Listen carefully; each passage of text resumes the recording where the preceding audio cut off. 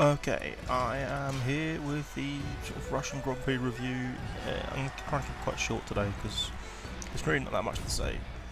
But I'm going to sort of start at the end and talk about the way the championship sits right now. Obviously I'm playing F1 Race Dog again, just to have something in the background to look at. So Rosberg won 4 in a row, and he's got 100 points. Obviously he's won every race. Lewis Hamilton's 43 points behind, which is a win in the second place. And, that's a long way back, but that's a manageable way back. The thing that is annoying me is how people keep saying how horrendously unlucky he is, and how Nico Rosberg doesn't deserve to be in the championship, and what's like that, the sort of nonsense you get on social media a lot. Lewis Hamilton has not been that unlucky. The first 2 races, he was on pole and he got bad starts. That's his fault. That's not, he's got exactly the same clutch as his teammate. He's got exactly the same car as his teammate. There's no reason, it's just a mistake on his part. It might be a fairly innocuous mistake to cost him such distance in the championship, but that's the way the sport goes sometimes. Now he's had 2 turbo failures in the last two Grand Prix. Now that is obviously a problem, and it is interesting that he's had both of them rather than his teammate. But when I say interesting, I don't mean it's conspiracy, everybody pile on, Mercedes trying to make a German driver win. That's frankly nonsense. If you're a large manufacturer of cars, especially the sort of cars Mercedes make, a lot of them have turbochargers in them. The last thing you want to do is be given the impression that half the time your turbocharger does not work. That is not a good way to sell cars.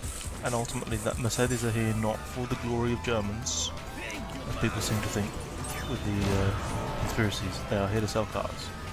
They think, and they might quite rightly think, because it's going pretty well right now, that winning in Formula 1 makes their cars look better and will sell more cars. And I think that's a perfectly sensible and idea, and that's largely what all manufacturer interest in Formula 1 has ever been about. It's not the test bed that people seem to think it is, and I think that went away a long time ago. It's all about having their brand related to performance engineering. So for Mercedes to want to not show performance by having a car that only works half the time, it'd be nonsense. But Hamilton's actually been lucky in a way, because both of those problems were in qualifying. In China he had a chance. He was in it. He didn't qualify. He was last on the grid. He finished 7th. Got some decent points. And to be honest, I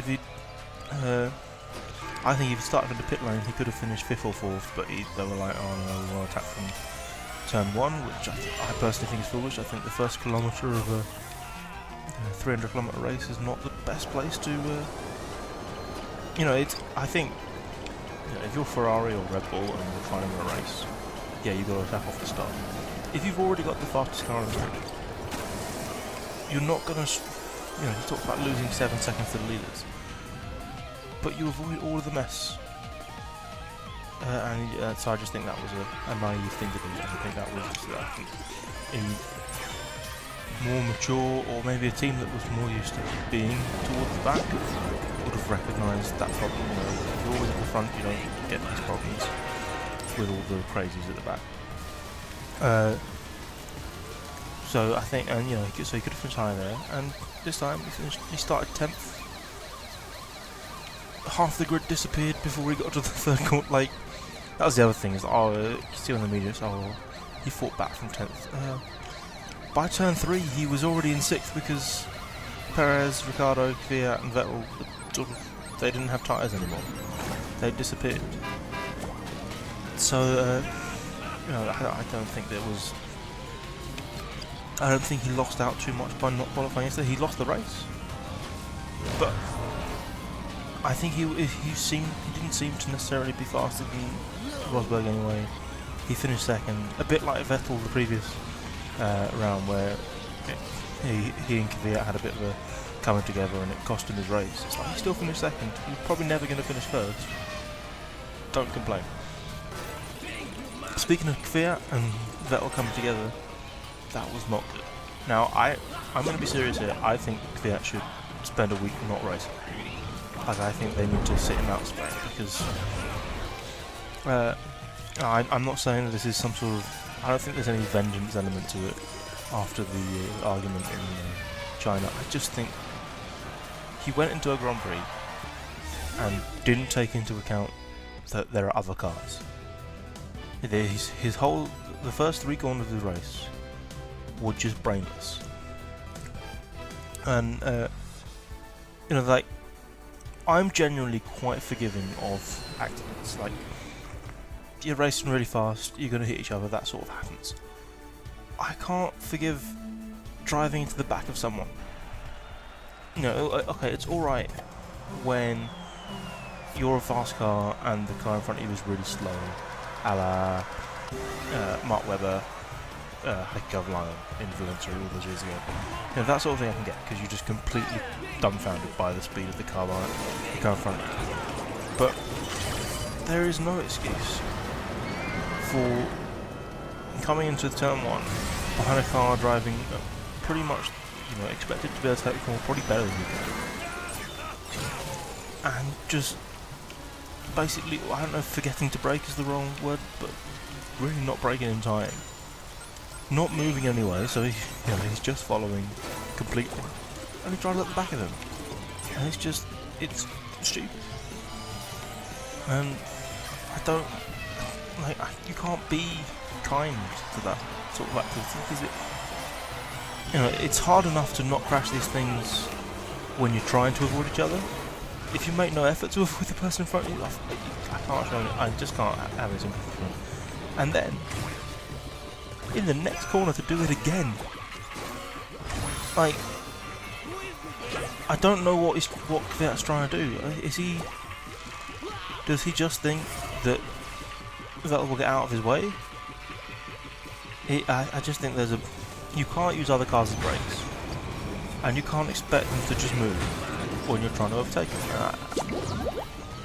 I think it's reckless, and he doesn't have a history of crashing. He's not like UG Day or Pastor Mountain Island. But I think it was a bad enough and serious enough collision. I think you think back to Romain Grosjean and the incident at Spa a few years ago. You really, really misjudge a corner so early in the Grand Prix. You can cause a lot of havoc, and a 10-second stop and go penalty isn't good enough. I don't think it's enough punishment. I'm not even sure a grip penalty would be enough punishment. I think one race ban. I think more than one race is getting a bit harsh. I think you can learn lessons from that. But I think that'll be about right. As for the rest of the grid, so Raikkonen third. That's pretty much what he does. He mopped up. I think you've still got to wonder what Williams doing. Bottas was faster than Raikkonen, and he got himself in a really good position, and he just couldn't hold out. I think you've got to be expecting better than that, and in the end it wasn't even close. So maybe they are just, on long runs, they're just significantly slower, because there isn't really any other way to work that out. Obviously Vettel wasn't in the race, so if he's not there, Raikkonen has to be third. That should just be standard fare. Williams 4th and 5th. I guess that's a good result. I feel like from after their qualifying they would expect more, but I don't know why. I don't know what to expect from them these days, so I'll give them that. Fernando Alonso in 6th, which is great. It was a very sweet moment when he drove an abnormally fast lap. Said on the radio, I just wanted to have fun. I think that's a man who, I don't know if it's the regulation. People want to blame the regulations and say, "Oh, you can't really drive a Formula 1 car flat out anymore." You never could. That was never the rules. But I think having a car that isn't very competitive, and he was lucky enough today that a lot of the competitive cars around him disappeared. But it's nice to see him back again. And it's McLaren's first points that weren't by Verstappen Honda, which, you know, I think when you're trying to keep Button Alonso in the team, you have to prove that they're better than the guy driving Super Formula in Japan, waiting for a race seat to turn up. So that's good for them. Button was 10th as well, so you know, good going for the McLaren Honda boys. You know, the team that used to be sort of dominant in the sport and now is tooting around at the back. But oh well, what can you do? Haas, you know, Grosjean again. Another very good drive, another very good result. That's a serious outfit. And to be honest, there's not really much more story to tell for this week. Kevin Magnussen also had a very good result. Renault in the points, doing things properly. But yeah, I just think, you know, Rosberg is winning this championship, and the way it's going, he's going to continue to win this championship. Not just because he's got all the points, but I think there's a certain amount of baggage that Lewis Hamilton has to get over. You know, I know to some extent he's trying to get over it, but what can you like? There's just nothing. You can't play the victim card at this point. You've got to play you got to be on the attack. And there's plenty of, you know, James Hunt. Oh, James Hunt's a bad example because the person he overtook for a much deeper deficit basically died. But you know, this is the sort of gap has been bridged before. The last, no, I'm not saying Nicky Lauda died, by the way. It's a long story.